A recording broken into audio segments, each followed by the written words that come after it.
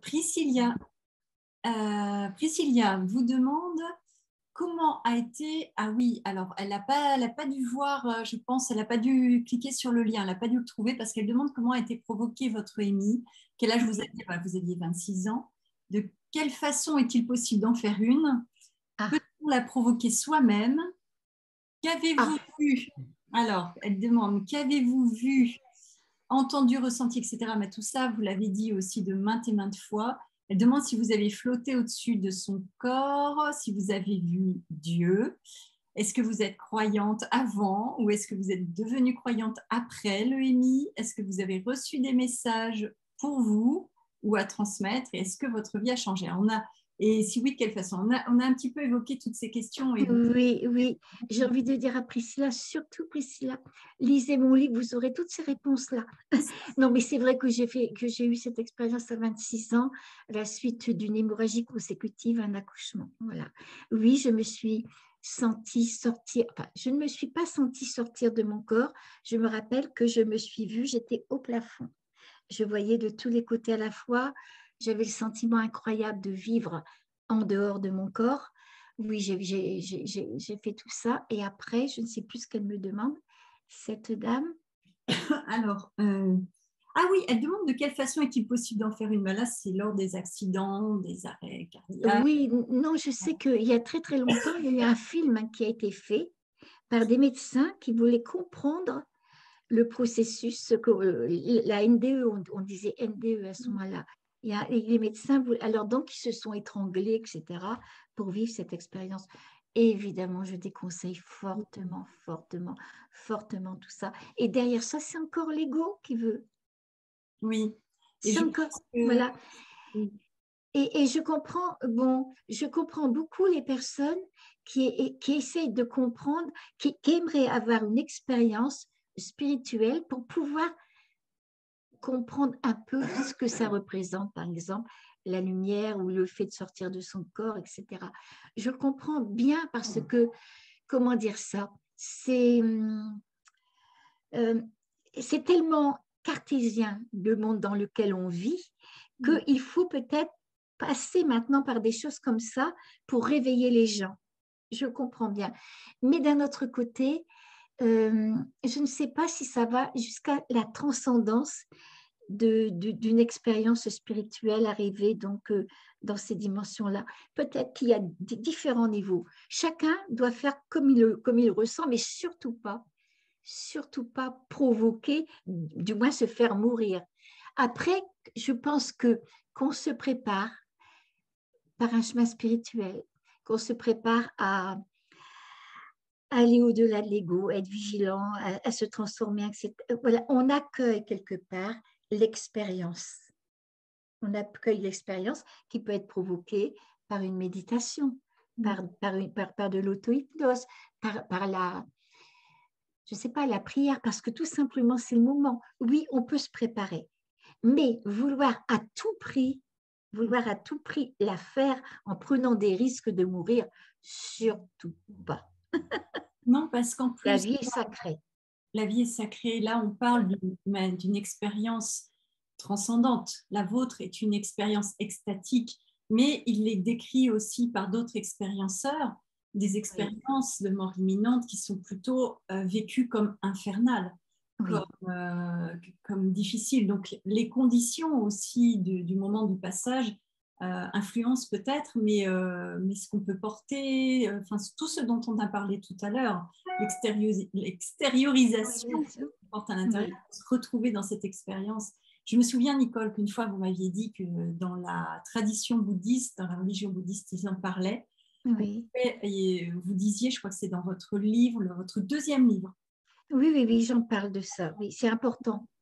Oui, vous en parlez. Vous parlez notamment d'un monsieur qui avait fait une expérience et qui, lui, s'est retrouvé avec des formes géométriques dont il avait très, très peur. Oui, Et quand on a évoqué cette question, parce que moi, quand j'étais petite, je voyais des formes géométriques qui arrivaient en état de demi-sommeil. oui, J'avais très, très peur. Et vous m'aviez dit, mais peut-être, Natacha, que c'est en gros ce que vous, voilà, là où ça vous amène, là, ce que vous portez en quelque sorte et qui arrive vers vous, parce qu'elles sont attirées vers vous, Et les formes géométriques, c'était, je crois, Les forces élémentaires de l'univers qui étaient voilà, symboliquement présentes sous la forme de... C'est magnifique ça. Mais, oui, mais on si peut on, voilà, mais on peut avoir peur. Dessiner la peur qu'on peut avoir de quelque chose. Voilà. Cet homme en avait eu peur et je crois qu'après, il a traversé sa peur. Moi, quand j'étais petite, j'en avais très, très peur. Je hurlais, ma mère arrivait, ça finissait. Oui. Cauchemar, mais non. Mais c'est ça, c'est magnifique, c'est qu'on se relie à ce moment-là à des choses qui sont les forces primaires et on en a peur. Donc attention effectivement aux conditions qu'on peut vivre. On devrait inculquer à tout le monde maintenant, au-delà des religions, une science spirituelle. Moi, je dis tout le temps, Anne, si on pouvait dire à un enfant, regarde, tu as une balle dans la main. Dans cette balle, tu vas mettre beaucoup de fraternité, d'amour, de ceci, cela. Tu l'envoies contre le mur, ça te revient. Toi, voilà, automatiquement, tu reçois ce que tu as donné dans la vie. Tu reçois. C'est quelque chose de tout simple qu'un enfant peut comprendre. Après, évidemment, on peut, voilà. Et si on pouvait dire aux gens, comme par exemple les maîtres tibétains, donc disent à leurs disciples qui viennent de mourir et ils les accompagnent pendant 40 jours. Alors, en lisant le Bardo Thodol, noble disciple, surtout si tu rencontres des formes monstrueuses, des serpents, des flèches, etc., n'aie pas peur, sache que c'est la concrétisation des formes pensées que tu as eues dans ta vie ou dans l'humanité, etc. Donc, ça permettrait, parce que les personnes qui sont ramenées dans leur corps avant d'avoir vu la lumière et qu'elles n'ont vu que ça, elles ont peur après. C'est ça, c'est ça, c'est ça. D'où le travail comme c'est l'une des premières questions que je vous avais posées, c'était le travail finalement dans la vie, dans votre vie quotidienne, ce travail d'introjecter en quelque sorte cette expérience dans la vie, quoi. Oui, de la comprendre. Il faut vraiment la comprendre, cette expérience, et puis faire ce travail de connaissance de soi. Voilà. Et Priscilla vous demande également, elle parle de Dieu. Elle demande si vous étiez croyante avant et si vous êtes venue après, est-ce que vous avez vu Dieu? Alors c'est une question que beaucoup de gens se posent. Je vous laisse parler parce que vous avez cette sagesse de... Moi, on me disait de l'autre côté que Dieu était la force, le mouvement et la vie. Bien sûr, quand j'étais jeune, bon, c'est vrai qu'à 25 ans, je ne pensais pas Dieu comme le papa Noël sur un nuage, etc. Bon, c'est une image enfantine, mais c'est très difficile de penser à Dieu.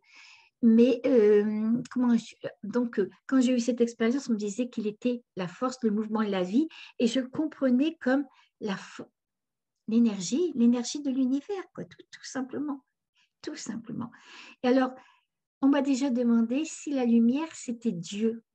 Ou si Dieu, il est encore au-delà de ça. Je n'en sais rien. Moi, quand je suis rentrée dans la lumière, c'est certainement une émanation de Dieu. Écoutez, je n'en sais rien. Franchement, la lumière me suffit. Bah oui. Et vous étiez le tout, donc le tout englobe. Oui. Est-ce qu'il y a encore des strates supérieures, etc. Je sais qu'à un certain moment, je me suis trouvée dans une ville de lumière, d'or et de pierres précieuses. Et après ça, alors là, je n'ai pas les mots pour le dire, il n'y avait plus rien. Mais c'était à rien plein. Tout était là, sans forme. Comment? Je ne peux pas le dire. Alors, est-ce qu'il y a encore d'autres dimensions après? Je ne sais pas.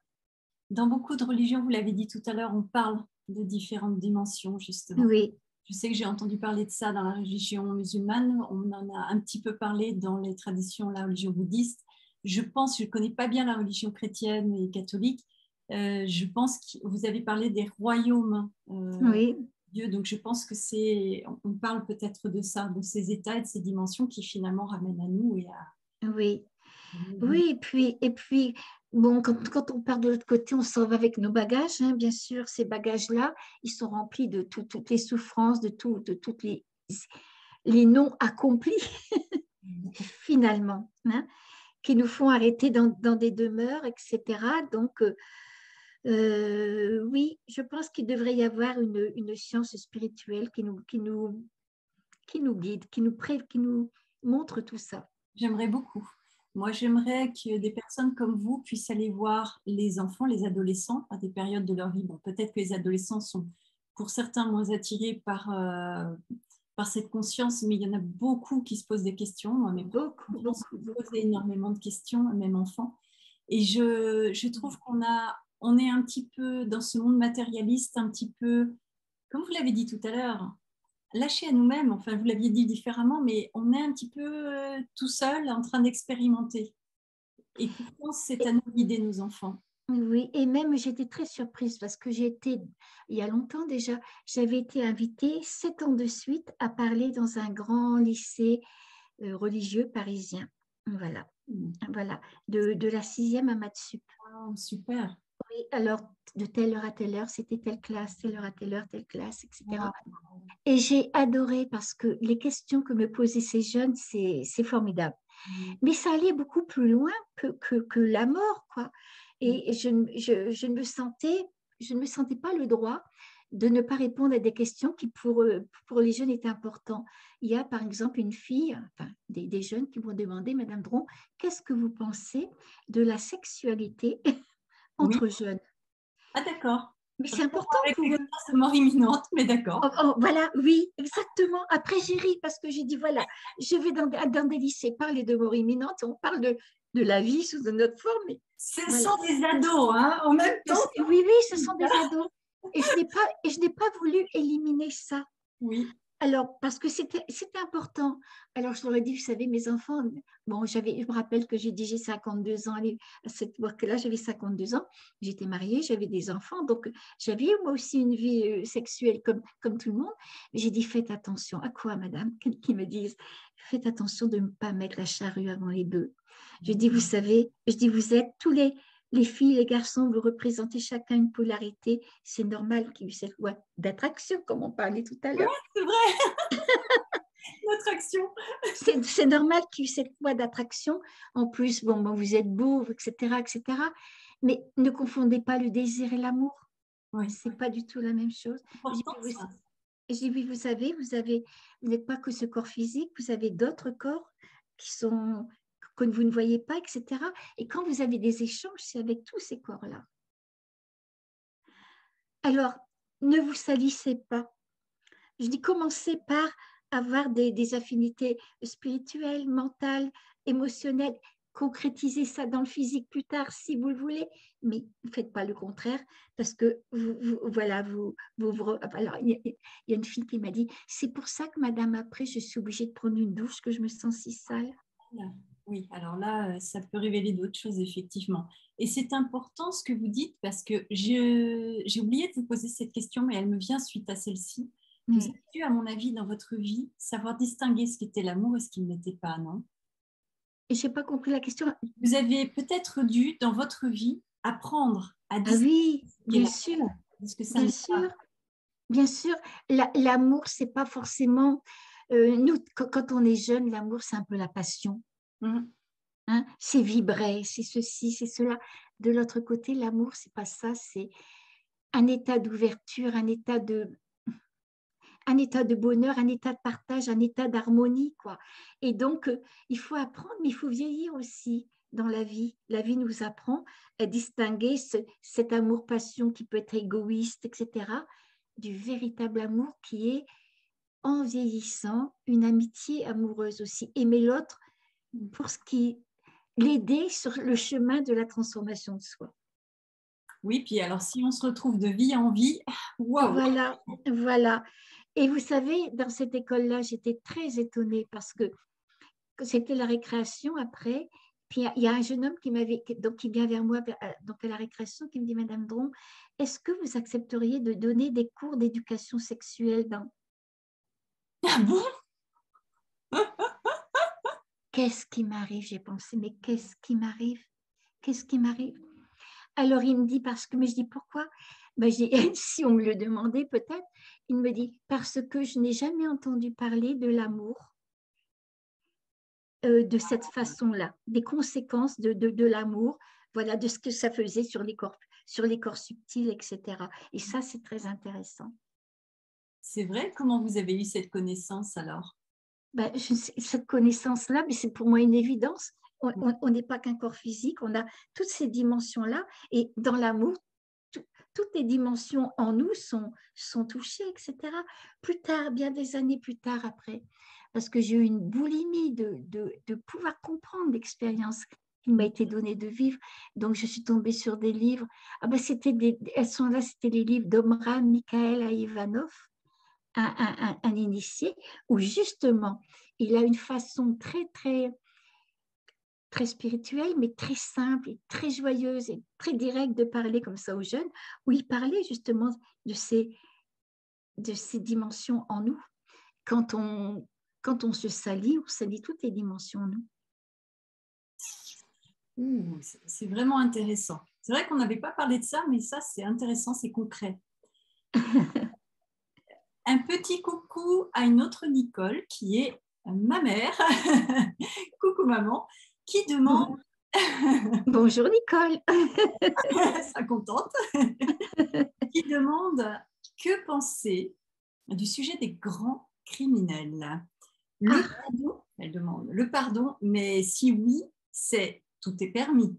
Elle me dit, je pense que Nicole va nous répondre que ces êtres de lumière vont montrer que cela n'est pas bien. Alors oui, non, mais bien sûr que quand on arrive dans la lumière, on n'est pas jugé. C'est plus tard, quand j'ai fait le bilan de ma vie, que c'est non pas que j'étais jugée, mais que c'était moi qui a évalué ma vie par rapport à au manque d'amour que j'avais eu dans ma vie. Voilà, j'ai évalué ma vie par rapport à l'amour, tout simplement. Quand on rentre dans la lumière, on rentre dans un amour. Et le propre de l'amour, c'est d'aimer. Il ne juge pas. Mais nous, on se rend compte de ce qu'on est, de la distance, du manque de qualité de l'amour. Comment je peux dire ça autrement?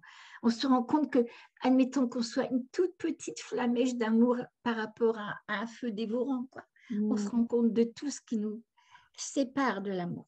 Ah oui, et ça, c'est une souffrance. Ouais. Ça, c'est une souffrance énorme. Je ne peux pas m'empêcher de penser qu'un Hitler, par exemple, un Hitler qui s'est retrouvé de l'autre côté, et qui, bon, il s'est fait beaucoup de mal à lui-même aussi. Parce que quand on ne vit pas dans l'amour, on se détruit quelque part. Il s'est fait beaucoup de mal à lui-même. Mais il a fait énormément de mal à des millions de personnes. Et quand il découvre comme ça, comme quand on pousse un domino puis que ça entraîne, voilà. Quand il découvre comme ça doit être l'horreur. Quelque part, ça doit être l'horreur. Et je ne peux pas m'empêcher de penser, mais c'est lui qui découvre ça, c'est lui qui sent ça. Et je me dis peut-être que dans une future incarnation, peut-être que ce sera un grand saint. Ou peut-être qu'il aura une maladie génétique. Voilà. Et nous, c'est vrai que nous, on voudrait tout le temps, c'est le propre de notre conscience humaine, qu'il soit bien puni, qu'il comprenne bien, qu'il passe par tout ce qu'il a fait. Voilà. Oui, mais c'est tout à fait normal. Ce n'est pas de la complaisance que je dis, parce que tout ça, il va le souffrir. Automatiquement, il va le souffrir. Mais c'est l'ignorance aussi qui fait ça, un petit peu comme Patricia Daré qu'elle disait avec le... Voilà, c'est automatiquement la manipulation, comment on a été amené à en arriver là. Il faudrait pouvoir connaître tout ce qu'il a été avant, dans sa vie, dans ses vies antérieures, etc., etc. Nous, on ne peut pas, en tant qu'être humain, on n'a pas le regard de l'aigle. Oui, je vois. On n'a pas de regard de l'aigle, on ne voit qu'un morceau, cette vie-là, qui n'est qu'un morceau parmi toutes les vies qu'il a pu avoir. Donc, voilà. Mais je ne voudrais pas être à sa place, cet homme-là. Ça doit être terrible, terrible le poids de tout ça. Oui. Mais il faut savoir aussi, comme Natacha, qu'on est chacun responsable de tout ça. Oui. On est chacun responsable parce que si on était tout le monde parfait, qu'on émettait que des ondes de pureté, de bonheur, de paix, etc., il n'y aurait pas ça. Parce que, voilà, c'est comme quelqu'un qui est donc en dépression automatiquement, rien que l'histoire que comment on appelle ça, sa vibration diminue, eh bien, cette dimension-là va se mettre en relation avec des égrégores négatifs de l'univers. Il sera peut-être tenté un jour à se suicider, etc. Et des êtres comme Hitler. Peut-être que nous, avec nos imperfections, on alimente des êtres comme ça. Oui, c'est ça.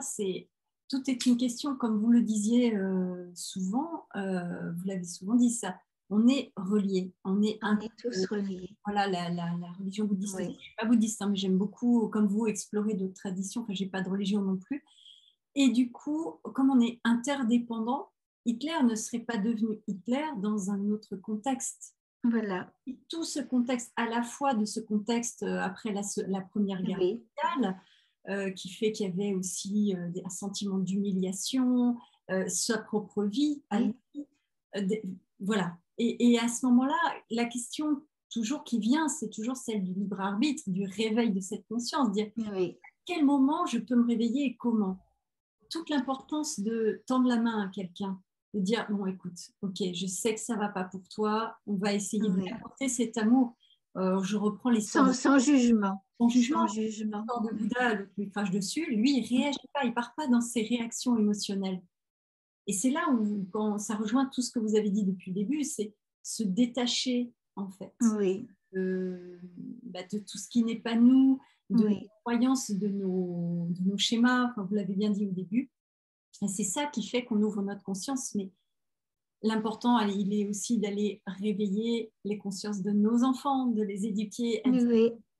Voilà. Et c'est pour ça, en ce qui me concerne, c'est pour ça que je parle de cette expérience, malgré que c'était dur, hein, parce que c'est pas évident. En 1968, quand j'en ai parlé, donc 78, mon Dieu.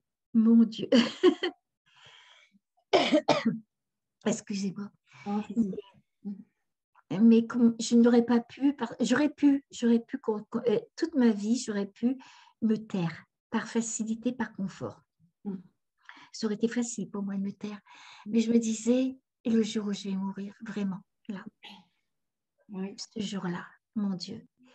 C'est même pas une question, je ne vais pas être fière de moi, c'est que j'aurais l'impression d'avoir gâché ma vie, quoi. Que ma vie, voilà, d'avoir piétiné ma vie, qu'elle n'aurait aucun sens. Et donc, oui, donc j'en parle pour les personnes qui ont perdu un être cher, mais j'en parle aussi surtout pour favoriser un éveil spirituel. Oui, bien sûr.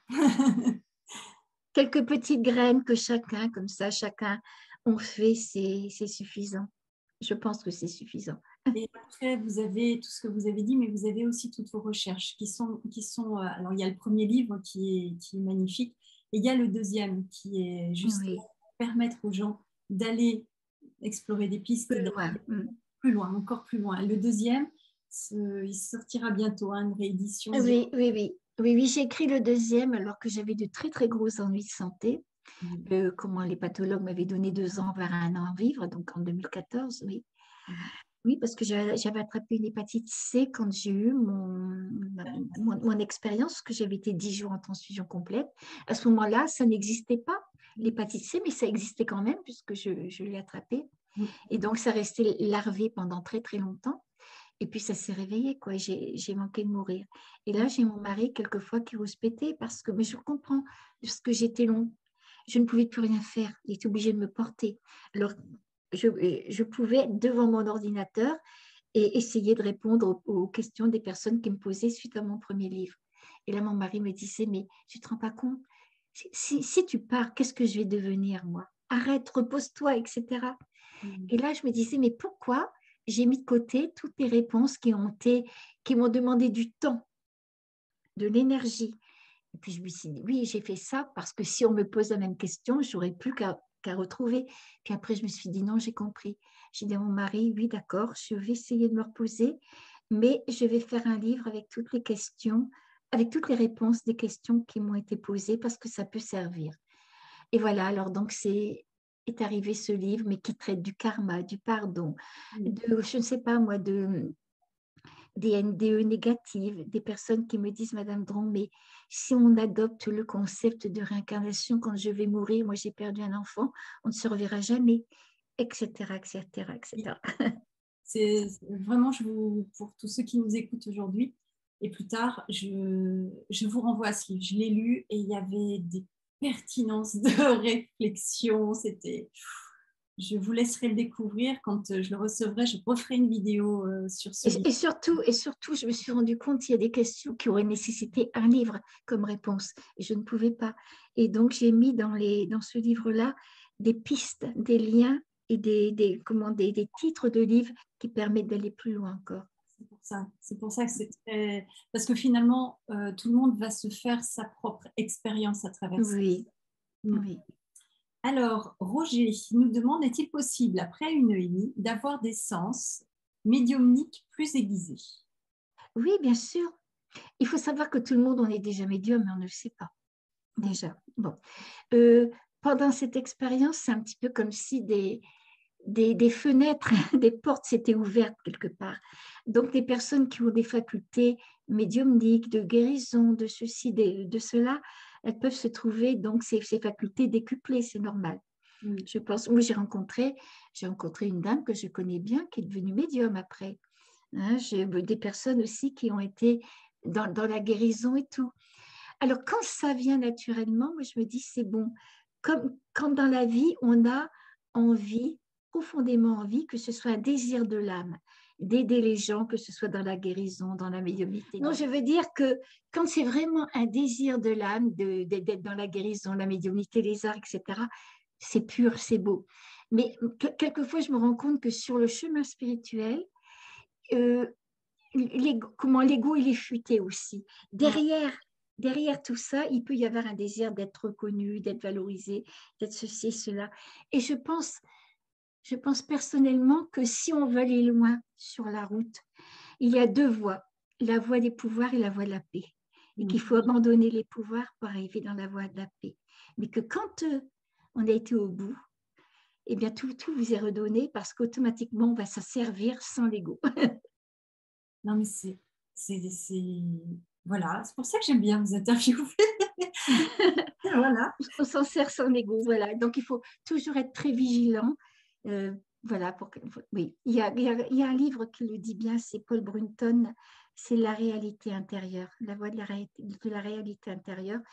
Et pour moi, en ce qui me concerne par rapport à ce que je suis, je pense que le plus grand, j'aime pas employer le mot pouvoir, mais je dirais la faculté. Ouais. C'est celle d'éveiller l'autre. Voilà. Tout simplement. Voilà. Petite graine, comme vous le disiez tout à l'heure. Voilà, oui. Irène demande, est-ce que, on en a un petit peu parlé tout à l'heure, alors Irène, pour vous, Nicole, avons-nous un libre arbitre? Oui, je pense qu'on est à la fois sous le joug du destin et du libre arbitre. Sous le joug du destin, quand on est encore prisonnier de son ego, des désirs, des passions, des ceci, des cela, voilà, même si on ne s'en rend pas compte, mais qu'on est tellement identifié, oui, automatiquement, la vie va vous apporter des choses pour prendre conscience de qui on est, puis de se libérer. Et on est en même temps, on dépend du libre arbitre parce qu'on a toujours quand même cette part d'essence spirituelle en soi. On a le libre arbitre. Et dans la mesure où on se dégage de l'ego, eh bien, nos identifications et nos esclavages partent. Et comment vous faites-vous alors pour se dégager de l'ego? Ah là là, vaste programme. C'est là que je dis que c'est pas parce que j'ai vu la lumière que je suis lumière. J'essaie d'être vigilante envers moi-même. J'essaie de me dire, tiens, mais tu aurais tendance à te mettre en colère là. Pourquoi tu réagis comme ça? Essayez de prendre du recul vis-à-vis de moi, de me regarder vivre, Natacha. Oui. De me regarder vivre. Parce que si on ne se regarde pas vivre, on est emporté par le sentiment, admettons, de colère, de jalousie, d'envie, n'importe quoi. Voilà, pour nous, c'est normal. Si on se regarde vivre, on est dans un point de neutralité. Le point aussi, vous parliez tout à l'heure du point d'équilibre. D'équilibre, oui. Qui est neutre. Et ça, c'est ce point en nous qui est libre bien, de toutes ces passions-là. Et voilà, il faut s'installer là-dedans pour pouvoir se comprendre. Mais ça ne se fait pas du jour au lendemain. Puis en même temps, je crois, ça c'est mon côté humain qui le dit encore, je crois qu'il faut s'aimer un petit peu tel qu'on est. Oui, mais Même si on n'est pas parfait, je suis d'accord. il faut se donner du temps au temps. Tout à l'heure, vous aviez dit l'amour, comment as-tu aimé et qu'as-tu fait pour les autres? Vous aviez dit tout à l'heure, mais c'est aussi s'aimer soi. Ben, je pense que Oui, pour aimer les autres, on s'aime soi d'abord, mais on s'aime soi profondément, pas de manière égoïque, pas de oui, cette manière-là, pas en disant je veux du pouvoir, je suis la meilleure, je suis le plus fort, je suis. Non, au contraire, en s'aimant soi, c'est en disant, en s'acceptant. en s'acceptant dans bon, bah là, j'ai de la colère, ok, bah, j'ai de la colère, Je suis comme ça, voilà. ah, ça bouge. Oui, tout à fait. Voilà, il y a de l'amour là-dedans. Je crois qu'il faut, voilà, il ne faut pas se culpabiliser. Si on n'arrive pas au but, comme, comme l'ego voudrait, on voudrait arriver très très vite au but, on voudrait être dégagé, on voudrait, voilà. C'est encore quelque part de l'ego déguisé là-dedans. Il faut accepter que ça soit, voilà, on y arrive un jour, on n'y arrive pas le lendemain. Je ne dis pas d'être complaisant pour autant, hein, parce qu'il faut s'accrocher sur le chemin quand même initiatique. Mais je crois qu'il faut, voilà, il faut s'aimer aussi. Oui, d'accord. Et dites nos demandes. Cette question me fait rire. Nicole est-elle entendue par les décideurs de notre planète? Alors j'aime beaucoup cette Qu'est-ce question. que ça veut dire, Natacha? Qu'est-ce que ça veut dire? Moi, Oui, j'entends comme vous avez eu accès au sens profond de notre existence et vous avez développé dans cette incarnation cette sagesse et cet amour par vous-même, enfin, par le fait de rechercher, etc. Est-ce que vous ne pouvez pas, de temps en temps, quelqu'un, un décideur de notre planète, je ne sais pas qui c'est, mais on peut imaginer, nos puissants, est-ce que de temps en temps, ça ne serait pas plus mal d'avoir justement un petit retour de ce qu'on est là? et contacter les puissants, c'est ça? Est-ce que vous êtes entendu? Est-ce qu'on vous a contacté? Ah non, jamais, non, non, jamais, non, non, non, Jamais. non, non. Et bon, en toute confidentialité, j'aurais bien aimé, moi, quand j'ai vécu, non, mais quand j'ai vécu cette expérience, après, c'est des années où les bras nous tombent parce qu'on se dit, qu'est-ce que je vais pouvoir faire de cette expérience? On pourrait changer le monde entier si les gens en prenaient conscience. Mais je ne suis pas président de la République, mais je n'ai pas un poste à pouvoir. Je ne peux rien faire. Et là, les bras vous en tombent jusqu'au jour où vous comprenez que si on ne peut pas changer les choses à l'extérieur, on peut les changer à l'intérieur. Voilà. Et là, c'est le début d'une quête. Et puis après, on se rend compte tout doucement que dans la mesure où on se change, les choses autour de nous changent aussi. Le rapport Voilà. aux autres aussi, et les autres. Mais ça ne m'empêche pas, Natacha, que je souhaite de tout mon cœur, mais sans aucune méchanceté, là, je vous assure. Hein. Ce n'est pas de la méchanceté, mais ça serait une grâce. Je souhaite que tous nos gouvernants et tous nos chefs religieux Je aient, vois. aient une NDE. Vous savez Quelques quoi? secondes, quelques fractions de secondes, Je souhaitais la même chose. sans mourir pour autant. Non, je ne souhaite même pas qu'il meure, mais simplement une grâce comme ça. C'est ça, un moment de voilà, je prends conscience des choses. Voilà. Et je me demande même si le retour du Christ, ça ne sera pas ça. Bon, oui, je dis que je souhaite vraiment une NDE. Peut-être que le retour du Christ, après tout, c'est ça. C'est une NDE collective, d'une fraction de seconde de toute l'humanité pour qu'on puisse se rendre compte de l'intérieur qui on est. Et qu'on pourrait tout changer, quoi. Mais en entendant, oui, c'est vrai. Tous nos gouvernants, mon Dieu. Pour dire plus. Non, non, non. J'espère qu'ils ne m'en voudront pas s'ils m'écoutent un jour. Non, ils savent à quel point vous êtes bienveillante. Il n'y a pas de problème. C'est ça qu'ils aillent lire le livre. Ils vous voient avec le téléphone. Oui, oui, parce que ce qui m'inquiète en ce moment, voilà, c'est ça, c'est que c'est la finance qui domine le monde, c'est le pouvoir, c'est l'argent, c'est la compétition. C'est tout le contraire des véritables vertus que j'ai vues de l'autre côté. Et si on pouvait mettre simplement de l'amour, du cœur dans tout ça, Voilà, retrouver l'humanité. Et notre terre est sauvée, tout simplement. Et nous avec. Et nous avec, bien sûr. La terre, c'est nous, oui. C'est ça. Et nous avec. Et ça a été, moi je crois qu'on va rester là pour cette interview sur ces belles paroles, parce que oui, ce serait bien d'avoir une NDE collective, une ENI collective, NDE Near Death Ben, Experience. mais je le souhaite de tout mon cœur et je suis partie prenante pour en revivre une autre. Hein. Partie prenante tout de suite. Ah ouais, vous en revivriez Ah, mais oui. Retrouver cette plénitude-là, mais c'est le bonheur, quoi. C'est toute la richesse du monde.